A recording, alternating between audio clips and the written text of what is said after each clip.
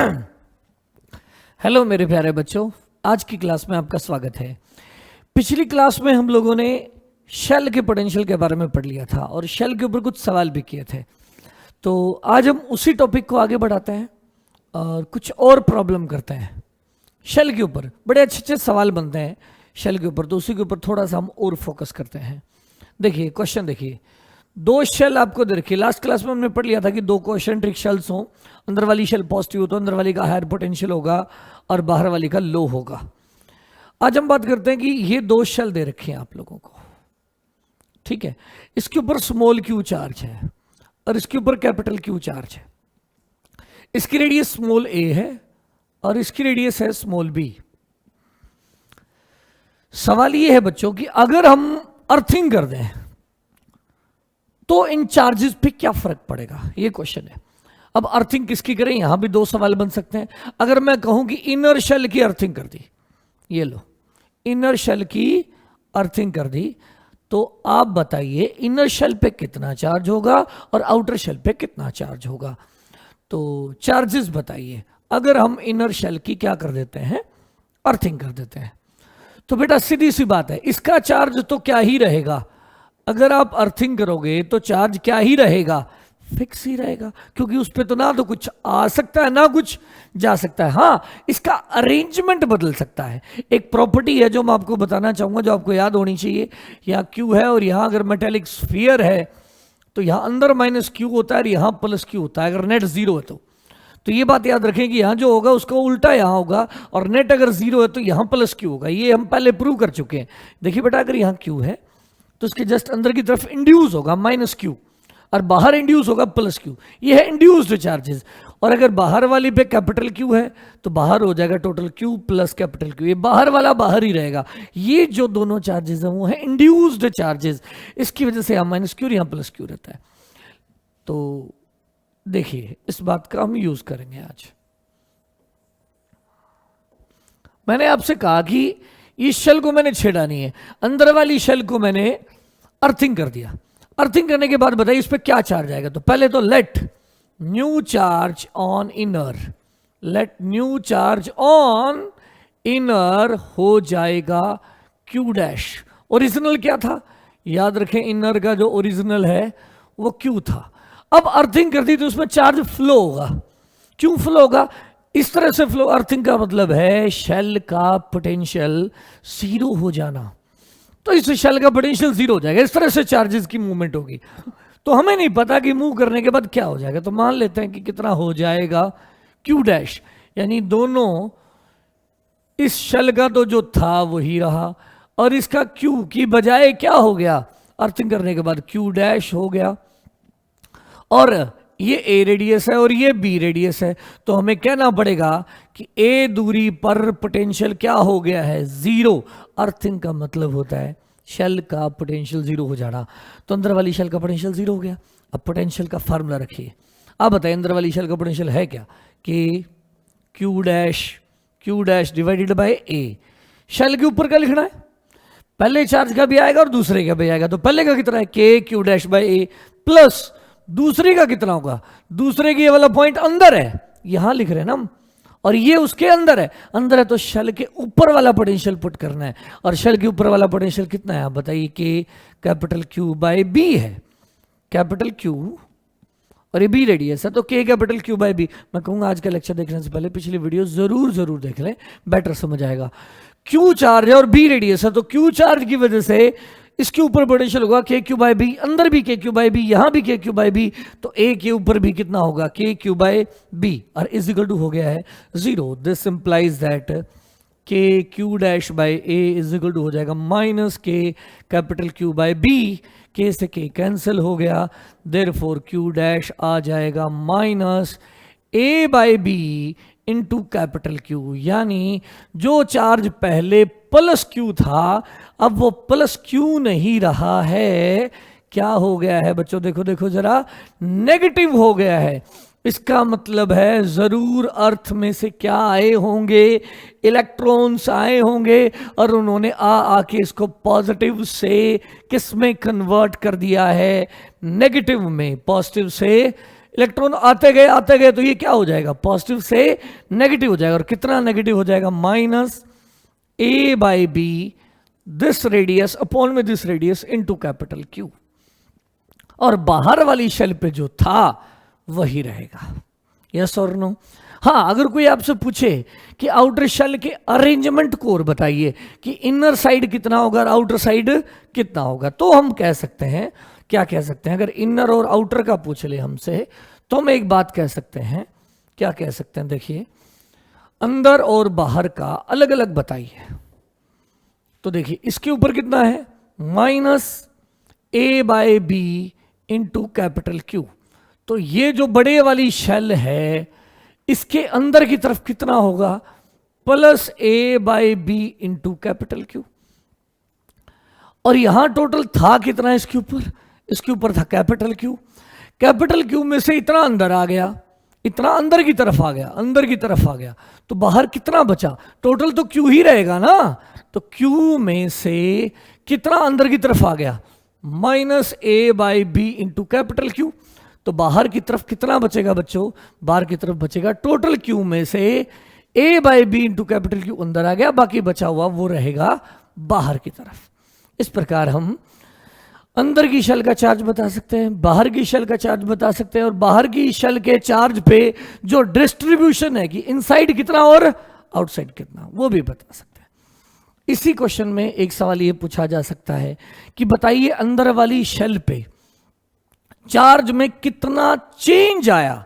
ये सवाल पूछा जाए तो अलग सवाल होगा कि चार्ज में चेंज कितना है। तो चेंज बताइए बच्चों, पहले कितना था, चेंज निकालने के लिए पहले देखो इनिशियल क्या था और फाइनल क्या है। चेंज का मतलब चेंज इन चार्ज। अगर मैं पूछूं चेंज इन चार्ज बताओ तो आप करोगे फाइनल चार्ज में से क्या घटाओगे, इनिशियल क्या था इस पे, क्यू था, अब कितना है इस पे, क्यू डैश है, तो फाइनल है क्यू डैश और इनिशियल था क्यू। तो चेंज बताइए कितना हो गया, minus A by B into capital Q, minus में हो जाएगा small Q. That is the change in its charge. इसके चार्ज में इतने का क्या आया है, चेंज आया है। उम्मीद आपको ये बात समझ आ गई होगी। तो बताइए इसके अंदर क्या हुआ है, चार इलेक्ट्रॉन ट्रांसफर होते रहे जिसकी वजह से इसका पॉजिटिव से नेगेटिव बन गया है, तो इतना चार्जेस में चेंज आएगा। अब दूसरा सवाल देखते हैं कि अगर आपसे यही सवाल यूं कहा जाता कि यही वो दो शेल हैं, दोबारा से ए रेडियस है और ये बी रेडियस है, और इसके ऊपर वही स्मॉल क्यू चार्ज है और इसके ऊपर वही कैपिटल क्यू चार्ज है, और इस बार कह दे कि मैंने अर्थिंग बाहर वाली शेल की करी है, बाहर वाली शेल की अर्थिंग कर दी है। अब बताइए इसके ऊपर क्या चार्ज होगा। तो इस बार कौन सा फिक्स रहेगा बच्चों, अंदर वाला फिक्स रहेगा, क्योंकि इस बार इस पे चार्ज ना तो आ सकता है ना जा सकता है, केवल बाहर वाले का चार्ज चेंज होगा। तो बताइए क्यू क्या था, ओरिजिनल क्यू था, लेकिन जैसे इसकी अर्थिंग करेंगे तो अर्थिंग करने के बाद हम एक बात तो कह सकते हैं कि बाहर वाले का चार्ज बदल के क्यू से क्या हो जाएगा, क्यू डैश हो जाएगा। Let us find out this Q dash. ये रेडियस ए है, ये रेडियस बी है, ये चार्ज स्मॉल क्यू है। अब हम किसका पोटेंशियल जीरो कहेंगे, इस बार हमें कहना पड़ेगा, पिछली बार अंदर वाली शेल की अर्थिंग करी थी तो अंदर वाली का शेल का पोटेंशियल जीरो था, इस बार आउटर शेल की अर्थिंग करी है तो हमें कहना पड़ेगा कि चार्ज ऐसे डिस्ट्रीब्यूट होगा कि बाहर वाली शेल का पोटेंशियल क्या हो जाएगा, जीरो हो जाएगा, यानी बी का पोटेंशियल जीरो कर दो। लेकिन ध्यान रखें क्यू ना माने, डिस्ट्रीब्यूट होने के बाद जीरो हो जाएगा, तो आप इसका क्यू नहीं क्या मानेंगे, क्यू डैश, और एक का छेड़ेंगे नहीं। पिछली बार भी सेम स्टोरी थी, एक का फिक्स रहा एक का बदला, इसका स्मॉल क्यू इसका क्यू डैश हो गया। तो अब बताइए पोटेंशियल बी का, बी पे दो पोटेंशियल आएंगे, स्मॉल क्यू का भी आएगा प्लस क्यू डैश का भी आएगा। अब दोनों के पोटेंशियल लिखिए, स्मॉल क्यू का कितनी दूरी पर लिखना है, बी दूरी पर, शेल बी का पोटेंशियल लिखना है ना, तो K small Q divided by B आ गया। इस शेल के बाहर है, शेल को सेंटर पे सोच लो और बी दूरी पर लिखो, तो के क्यू बाई बी आ गया, प्लस क्यू डैश का ऊपर का लिखना है, K Q dash divided by B और इज इक्वल टू हो गया जीरो। दिस इंप्लाइज दैट हम कह सकते हैं क्या, K Q dash by B is equal to हो जाएगा माइनस के क्यू बाई बी, और के बी से ये सारा कट गया, Q dash is equal to हो जाएगा माइनस क्यू। यानी इस शेल के ऊपर जो टोटल चार्ज होगा वो क्या हो जाएगा, यहां Q रहेगा और इस शेल के ऊपर हो जाएगा -Q।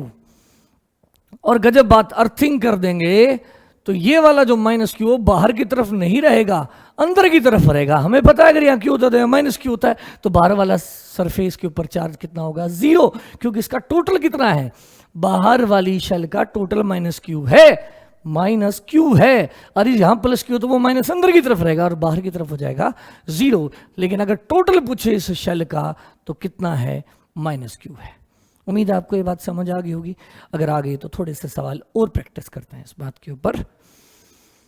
इस बात के ऊपर ये एक सवाल भी बड़ा ही फेमस है जो बहुत ज़्यादा एग्जामिनेशन में जगह जगह छाया रहता है। अगला सवाल करने से पहले मैं एक छोटी सी बात है जो बताना चाहूँगा, जो मैथ की बिल्कुल नॉर्मल सी बात है, लेकिन बेटा हम उसे बहुत ज़्यादा यूज़ करते हैं। अगर मैं आपसे कहूँ कि x और y क्वांटिटी का जोड़ 8 है और x और y का रेशो 2:3 है, तो बताइए x कितना और y कितना, x कितना और y कितना। आप नॉर्मली मैथ से सॉल्व कर सकते हैं, तो कैसे करेंगे बताइए जरा, सॉल्व लिख दीजिए।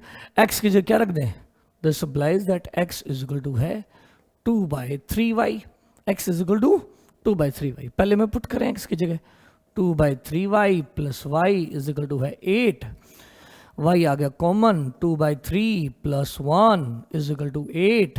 This implies that, normal math की एक बात बता रहा हूँ जो मुझे बहुत ज़्यादा यूज़ करनी है, तो आप उसे एक बार समझ ले फिर याद कर लें। y into 5/3 is equal to 8। This implies that y is equal to आ जाएगा 3/5 इंटू 8। y की वैल्यू रख दें आप यहाँ, y की वैल्यू यहाँ रखते हैं तो x आ गया, x होगा 2/3 इंटू 3/5 इंटू 8, 3 से 3 कट गया तो x इज इक्वल टू हो गया 2/5 इंटू 8। ये आंसर आ गया। अब आप इस आंसर को थोड़ा सा फास्टली करना सीखें, बार बार इस बात की जरूरत पड़ेगी। ये तो हो गया मैथमेटिकल प्रोसेस, भी x को y में लिख लिया, x यहाँ पुट कर दिया, फिर सोल्व कर लिया, आ गया आंसर। लेकिन मैं चाहूँगा आप इसे ना ऐसे के बजाय ऐसे सीखें जो मैं भी बताना चाह रहा हूँ। इस सब को भूलते हैं, इसको ऐसे लिखते हैं, x और y का रेशो मैंने आपको दिया 2:3, यानी हमें टोटल 8 चीज को कितने हिस्सों में बांटना है। सीधी सी बात है, टोटल क्वांटिटी 8 है और उसको 2:3 में डिवाइड करना है, इतनी तो बात है। 8 को कितने हिस्सों में डिवाइड करना है, 2:3 में। तो पहली क्वांटिटी का हिस्सा कितना है, हिस्सा कितना है, टोटल हिस्से कितने हैं, 3 और 2 5 हिस्से हैं। 5 में से पहले का हिस्सा कितना है, 2। तो 2/5 हो गया x का फ्रैक्शन, और हमें किसको बांटना है, 8 को, तो इंटू 8 कर दो। अब अगर इसी तरह मैं y पूछूं तो बताइए y का हिस्सा कितना है, 3 डिवाइडेड बाय कितना, 5, टोटल हिस्से 3 2 5, 5 में से y का हिस्सा कितना है, 3 डिवाइडेड बाय 5 इंटू बांटना किसको है, 8 को, तो इंटू 8। ये देखिए यही आंसर आ गया। तो अब आप ये बात याद रखें कि अगर मैं कहूं x और y का रेशो 2:3 है और जोड़ 8 है, x बताओ तो 2/5, 2 डिवाइडेड बाय टोटल इंटू 8। इसका y का हिस्सा बताओ 3 डिवाइडेड बाय 5 इंटू 8। हमेशा काम आएगा जगह जगह, ठीक है। जैसे एक सवाल में करते हैं, इसको बड़ा अच्छे से यूज करते हैं इस बात को। मैंने कहा आपके पास कि 2 शेल्स हैं, 2 स्फेरिकल शेल्स हैं, एक पे चार्ज Q1 है और दूसरी पे चार्ज Q2 है, दूसरी पे चार्ज Q2 चार्ज है। इसकी रेडियस R1 है और इसकी रेडियस R2 है। सवाल क्या है, सवाल ये है कि बेटा इन दोनों को टच कर दिया और टच करके दूर कर दिया, टच करा, कुछ देर पास में रखा, फिर दूर कर दिया। ऐसे भी बोल सकता हूं। एक स्टाइल ये भी है, मैं यूं कह दूं इन दोनों के बीच में एक वायर है, ये काफी दूर है, इन दोनों के बीच में वायर है, वायर को क्लोज कर दिया, चार्ज का फ्लो हो गया, और फिर बताइए फाइनल चार्जेस क्या है। यानी जब हम इन दोनों को जोड़ेंगे तो हो सकता है चार्ज इससे इस पे जाए, हो सकता है इससे इस पे जाए, लेकिन चार्ज फ्लो होंगे। सवाल ये है कि चार्ज फ्लो होने के बाद पहले के ऊपर कितना चार्ज आएगा और दूसरे के ऊपर कितना चार्ज आएगा, ये क्वेश्चन है। तो एक बात बताइए बेटा, क्या चीज हम कह सकते हैं। पहली बात तो ये कह सकते हैं कि इनमें चार्ज रीअरेंज ही तो हो सकता है ना तो क्रिएट होगा ना डिस्ट्रॉय होगा, ना बाहर से आएगा ना खत्म होगा। तो इसका मतलब बाद में इनको जब हमने आपस में जोड़ दिया, जोड़ने के बाद दिया तो चार्ज इधर से इधर जाएगा या इधर से इधर जाएगा, फ्लो होएगा ना, रीअरेंज होएगा ना, रीअरेंज हो गया तो हम यूं कह सकते हैं कि इन दोनों, पहले ये ओपन थी तब कितने चार्जेस थे इन पे, बीच की ओपन थी तो Q1 Q2 थे, और जब दोनों को हमने आपस में जोड़ दिया तो मान लिया इस पे Q1 डैश आ जाएगा और इस पे Q2 डैश आ जाएगा, एक पे Q1 डैश आ जाएगा और एक पे Q2 डैश आ जाएगा। ये रेडियस है R2, ये रेडियस है R1। तो एक बात बताइए, पहली बात तो हमें ये भी नहीं पता और ये भी नहीं पता, पर एक बात हम कह सकते हैं कि Q1 डैश और Q2 डैश का जो जोड़ है वो होगा Q1 प्लस Q2। सही बात है, चार्ज कंजर्वेशन से जो पहले था वही रहेगा, रीअरेंज हुआ है। एक बात। दूसरी बात, और क्या पता है, ये हमें गिवन है, ध्यान रखें ये हमें गिवन है, और क्या पता है, चार्ज फ्लो होने के बाद दोनों, तब तक अगर ये हाई पोटेंशियल है और ये लो है तो चार्ज इधर फ्लो होगा, अगर ये हाई और ये लो है तो चार्ज इधर फ्लो होगा। सेम उस तरह से जैसे एक हॉट बॉडी होती है हाई टेम्परेचर और एक ही होता है लो टेम्परेचर, और बीच में रॉड से जोड़ दें तो हीट फ्लो होती है हाई टेम्परेचर से लो टेम्परेचर, तब तक जब तक दोनों का टेम्परेचर क्या नहीं हो जाता, सेम नहीं हो जाता। उसी तरह से बेटा चार्ज फ्लो होता है हाई पोटेंशियल से लो पोटेंशियल, जब तक दोनों का पोटेंशियल क्या नहीं हो जाता, सेम। तो यानी इनमें चार्ज फ्लो होंगे, फ्लो होने के बाद Q1 डैश Q2 डैश रह जाएंगे, और अब इन दोनों का पोटेंशियल क्या हो जाएगा, सेम। और सेम हो जाएगा तो पोटेंशियल की इक्वेशन लिखिए, K Q1 dash by R1 is equal to, हो गया इसका सरफेस के ऊपर क्या होगा, K Q2 dash by R2, K से K कट गया, therefore Q1 dash bye Q2 dash कितना हो गया, इधर ले आया वो उधर ले गया, R1 डिवाइडेड बाय R2, यानी Q1 डैश रेशो Q2 dash is equal to हो जाएगा R1 रेशो R2। क्या हो जाएगा बच्चों, R1 रेशो R2। ये हो गई बात दूसरी। ये तो वही बात होगी जो भी हम कर रहे थे कि अगर हमें दो चीजों का जोड़ भी पता है, दो चीजों का जोड़ x प्लस वाई का जोड़ भी पता है, उनका रेशो भी पता है, तो आप बताइए पहला चार्ज क्या होगा, पहले का हिस्सा जो कि R1 है डिवाइडेड बाय टोटल हिस्सा कितना है R1 plus R2 into divide किसे करना है Q1 प्लस Q2 को। सिमिलरली आप बताइए Q2 डैश क्या होगा, Q2 डैश क्या होगा, बोलिए जल्दी करके, Q2 डैश क्या होगा, उसका हिस्सा R2 डिवाइडेड बाय होगा R1 प्लस R2 इंटू क्या होगा total charge Q1 plus Q2। ये हो गई जनरल बात। उम्मीद है आपको ये बात समझ आ गई होगी, अगर आ गई है तो छोटा सा सवाल और ट्राई करते हैं इसी बात के ऊपर।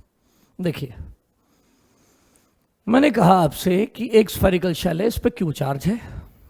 अब इसको थोड़ा सा जल्दी करेंगे, ये दूसरी स्फेरिकल चार्ज है, इस पे 3Q चार्ज है, इसकी रेडियस R है, इसकी रेडियस 2R है। वो जनरलाइज टर्म में लिखा था मैंने, और मैंने कहा कि मैंने इन दोनों को आपस में वायर से टच करा दिया, या फिर आपस में डायरेक्ट टच कराना या वायर के जरिए टच कराना, उससे कोई फर्क नहीं है। तो सवाल ये कि आप Q1 डैश Q1 बताइए, इसका फाइनल चार्ज Q1 डैश बताइए और इसका Q2 डैश बताइए। तो बड़ा ही आसान सा तरीका है, हमें पता है Q1 डैश क्या आएगा, अब ये भी देखा था हमने, पहले की radius divided by total radius into total charge. क्या फॉर्मूला था अभी भी हमने देखा, क्या था, R1 bye total radius into total charge, ये फॉर्मूला था। इसको याद रख लो, अब जल्दी जल्दी हो जाएगा। बोलिए बोलिए बोलिए, पहले की रेडियस कितनी है R divided by total radius 3R into में total charge Q plus 3Q that is 4Q, R से R खत्म, Q1 डैश हो जाएगा 4Q बाय 3। Q2 डैश क्या होगा बताइए, Q2 डैश क्या होगा, बड़ा ही आसान है, दूसरे की radius 2R divided by total radius 3R into total charge जो कि है 4Q, R से R कट गया, Q2 dash is equal to आ गया 8/3 इंटू Q। ये आंसर हो गया। इस तरह चार्ज डिवाइड हो रहे हैं। अब इसी तरह थोड़ा और इसी में थोड़ा सवाल में ट्विस्ट पैदा करता हूँ, थोड़ा सा चेंज करता हूँ। अगर मैं कहूँ ये शेल है जो कि r रेडियस की है, ये दूसरी शेल है जो कि 2r रेडियस की है, इसकी सरफेस चार्ज डेंसिटी सिग्मा है और इसकी सरफेस चार्ज डेंसिटी भी सिग्मा है, दोनों को हमने टच कर दिया यूं कनेक्ट कर दिया। तो बताइए इसका सिग्मा डैश क्या हो जाएगा, सिग्मा 1 डैश क्या हो जाएगा, इसका सिग्मा 2 डैश क्या हो जाएगा। नई सरफेस चार्ज डेंसिटी बताइए, चार्ज नहीं बताइए, सरफेस चार्ज डेंसिटी बताइए। कोई बात नहीं, हम पहले निकालेंगे Q1 डैश। तो Q1 डैश का फॉर्मूला बताइए। इन दोनों पे चार्ज रीअरेंज होंगे तो चार क्या होगा फॉर्मूला, बोलिए जल्दी करके। पहली radius divided by total radius जो कि 3r है, इनटू में टोटल चार्ज, भूलिए नहीं टोटल चार्ज, पहले का चार्ज प्लस दूसरे का चार्ज। पहले का चार्ज क्या होगा, चार्ज होता है अगर सिग्मा दिया हो, सिग्मा होता है एक एरिया का चार्ज, तो दो एरिया का 2 सिग्मा, ए एरिया का सिग्मा है, यानी सिग्मा इंटू एरिया चार्ज होता है, सिग्मा इंटू एरिया चार्ज होता है। तो इसका सिग्मा सिग्मा है और इसका एरिया है 4πr²। ये हो गया पहले का चार्ज प्लस दूसरे का चार्ज। बताओ सिग्मा इंटू 4π, रेडियस r नहीं है 2r का स्क्वायर। तो बताइए Q1 डैश क्या आया, 1/3 इंटू सिग्मा क्या 4πr² प्लस 4 ही हो गया, 4 इंटू सिग्मा 4πr²। ये बन गया 2 का स्क्वायर 4 बेटा, 4 बाहर ले लिया, 4 इंटू सिग्मा 4πr²। तो ये कितना हो गया टोटल, 5 हो गया। ये अगर हम कॉमन लेके जोड़ दें तो 5 सिग्मा 4πr² डिवाइडेड बाय 3, ये हो गया Q1 डैश। लेकिन हमें Q1 डैश नहीं पूछा, हमें सिग्मा डैश पूछा है। तो Q1 डैश की वैल्यू रख दें, क्या होगी Q1 को क्या लिखेंगे, Q1 डैश को sigma into area, sigma dash Q1 की जगह लिख देंगे क्या चीज, sigma 1 dash into area. Area कितना है इसका 4πr² इज इक्वल टू कितना है 5/3 into sigma into 4πr²। 4πr² से 4πr² कट गया और सिग्मा 1 डैश का आंसर आ गया 5/3 सिग्मा। अब मैं कहूं आप दूसरे का चार्ज बताइए, दूसरे की सिग्मा बताइए। सेम प्रोसेस बेटा, सेम प्रोसेस। देखिए जल्दी करके मैं इसको नीचे वाले को हटा देता हूं, सेम प्रोसेस शुरू करिए, बताइए कैसे करेंगे जल्दी जल्दी। सिग्मा 2 डैश निकालना है तो पहले Q2 डैश निकालेंगे। तो Q2 डैश का क्या फॉर्मूला था, इसकी radius 2r divided by total radius 3r into में total charge sigma into 4πr² plus में सिग्मा इंटू 4π2r का स्क्वायर, जो कि क्या बन जाएगा, r से r कैंसिल, 2/3 इंटू ये हो जाएगा 4 और ये 1 5, यानी 5 इंटू सिग्मा 4πr² बनेगा। बिल्कुल पिछले वाला सेम। सिग्मा Q2 डैश को क्या लिखेंगे आप, Q2 डैश को ध्यान से देखिए, चार्ज है सिग्मा इंटू एरिया, तो सिग्मा 2 डैश इंटू एरिया जो कि 4π2r का स्क्वायर होगा, 4π2r का स्क्वायर। तो देखिए 4π से ये 4π कैंसिल हो जाएगा, sigma 2 dash into 4r² is equal to 10/3 into sigma r² से r² कैंसिल, तो कितना आ जाएगा, sigma 2 dash is equal to आ जाएगा 10/4 इंटू 3 इंटू सिग्मा। इसे आप काट लें, 2 2 4, 2 5 10, that is sigma 2 dash is equal to आ जाएगा 5/6 सिग्मा। इस तरह के बहुत सारे सवाल किस बात पे बनाए जा सकते हैं, शेल के ऊपर बनाए जा सकते हैं। उम्मीद आपको बात समझ आई होगी। अगर आई है तो अब हम नेक्स्ट टॉपिक पे मूव करते हैं, जो है सॉलिड स्फीयर का पोटेंशियल। किसका पोटेंशियल, सॉलिड स्फीयर का। तो देखिए potential of solid sphere, potential of solid sphere. इसमें बच्चों हम प्रूफ को अवॉइड करेंगे, प्रूफ आगे चलकर हम ड्राइव भी कर देंगे, लेकिन अभी हम लोग प्रूफ नहीं, जस्ट रिजल्ट पे, क्योंकि एनसीईआरटी के सिलेबस के हिसाब से सॉलिड स्फीयर के पोटेंशियल वगैरह कैलकुलेशन सिलेबस में बिल्कुल नहीं है। हाँ, आईआईटी मेंस और एडवांस में इसके क्वेश्चन आते हैं, तो हम जस्ट इसका रिजल्ट याद करेंगे, उसको यूज करेंगे, और उसके बाद जब आगे इसका नंबर आएगा तो हम इसको प्रूव भी कर देंगे। देखिए, आपको दिया है ये एक सॉलिड स्फीयर है जिसपे सारे पे यूनिफॉर्मली चार्ज फैला हुआ है। पहला सवाल ये कि ये रेडियस कैपिटल आर है, सेंटर से स्मॉल आर दूरी जो कि बाहर है, small R greater than capital R है, वहां पे पोटेंशियल बताइए, वहां पे पोटेंशियल बताइए।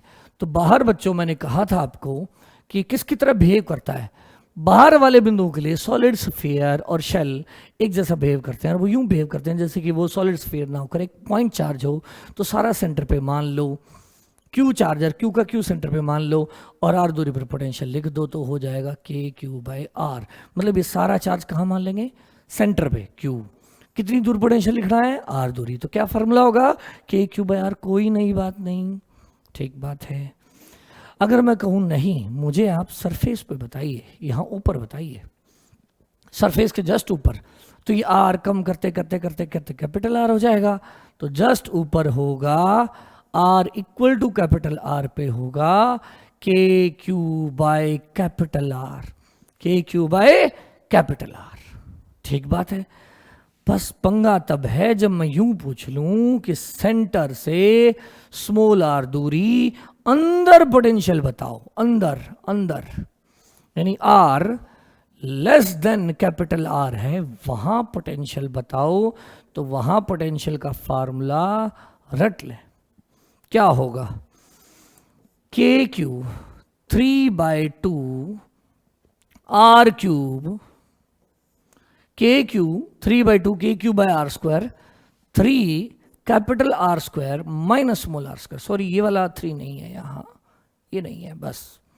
तो क्या फार्मूला है बच्चों, याद करें, के क्यू, क्यू तो है इसका चार्ज, स्मॉल क्यू लिखना था मुझे, बोलिए क्या फार्मूला है, K into given charge, K into given charge divided by twice of radius का cube, cube cube, sorry sorry sorry, K Q by twice of K Q divided by twice of radius cube into 3 times of capital R square minus small R, इस दूरी का square.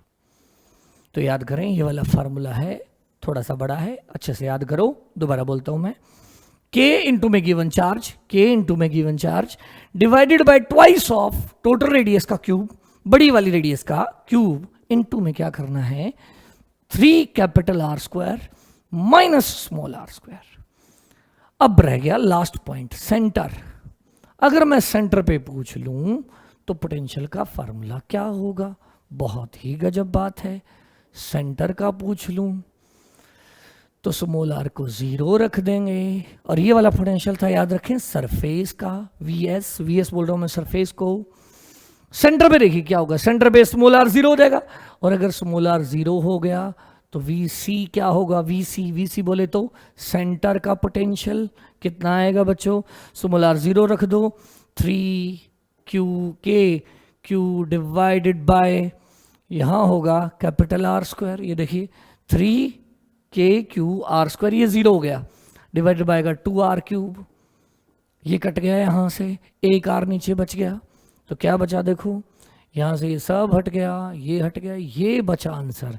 और ये बड़ा ही सुंदर answer है, देखिए इसको हम लिख सकते हैं 3/2 इंटू के क्यू बाय कैपिटल आर, और के क्यू बाय कैपिटल आर तो सरफेस वाला पोटेंशियल था। इसका मतलब सरफेस सेंटर पे जो पोटेंशियल होता है वो 3/2 टाइम्स सरफेस वाला होता है। ये बहुत गजब बात है कि यानी यहाँ जो पोटेंशियल है वो सरफेस से 1.5 गुना ज़्यादा है, 1.5 टाइम्स है, 1.5 टाइम्स मोर है। आप इस बात को अच्छे से याद करें। मैं इसका ग्राफ भी बना के दिखा देता हूं कि पोटेंशियल कैसे वेरी कर रहा है। तो देखिए सॉलिड स्फीयर का पोटेंशियल दूरी के साथ कैसे बदलता है। ये स्मॉल आर है, ये small R equal to capital R है, यहाँ R greater than capital R है, यहाँ R less than capital R है। तो देखिए ये वीएस पोटेंशियल है। देखो बच्चों यहां होता है यहां तक की कर्व पैराबोला है, और पैराबोला का मुंह नीचे की तरफ है, और यहां पोटेंशियल है 1.5 टाइम्स ऑफ Vs, यानी सेंटर पे जो पोटेंशियल है वो सरफेस वाला। ये आर, कैपिटल आर का मतलब क्या है, ये सॉलिड स्फीयर है और ये कैपिटल आर है। सेंटर की बात करें तो सेंटर पे जो पोटेंशियल है वो जो सरफेस पे था उससे 1.5 गुना ज्यादा है, यानी जितना था उससे कुछ ज्यादा है, 1.5 टाइम्स है। और फिर लगातार घटेगा, देखिए लगातार घटता जा रहा है यूं, ये देखिए कम होता जा रहा है, कम होता जा रहा है, कम होता जा रहा है।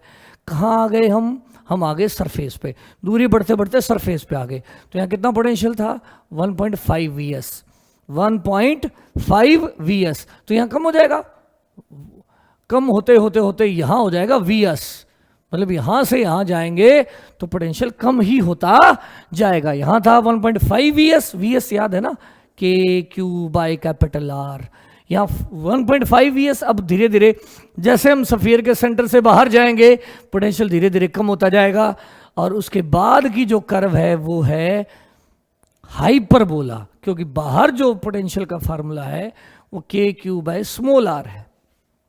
तो यहां हाइपरबोला है, ये वाली कर्व जो है वो हाइपरबोला है, और ये जो इतनी कर्व है वो पैराबोला है। तो इतनी बात याद रखें कि पोटेंशियल सॉलिड स्फीयर में लगातार सेंटर से बाहर की तरफ जाएंगे तो घटेगा, लेकिन पहले घटेगा सेंटर से सरफेस तक पैराबोलिक मैनर में घटेगा, और सरफेस से इन्फिनिटी तक हाइपरबोलिक मैनर में घटेगा, लेकिन पोटेंशियल लगातार घटता जाएगा। उम्मीद है आज की बात आपको समझ आई होगी। कल हम लोग सॉलिड स्फीयर के ऊपर कुछ प्रॉब्लम्स ट्राई करेंगे। आज का लेक्चर यहीं तक। उम्मीद है आपको लेक्चर पसंद आया होगा। पसंद आया तो लाइक करिए, शेयर करिए, सब्सक्राइब करिए और खुश रहिए। Have a good day. Thank you.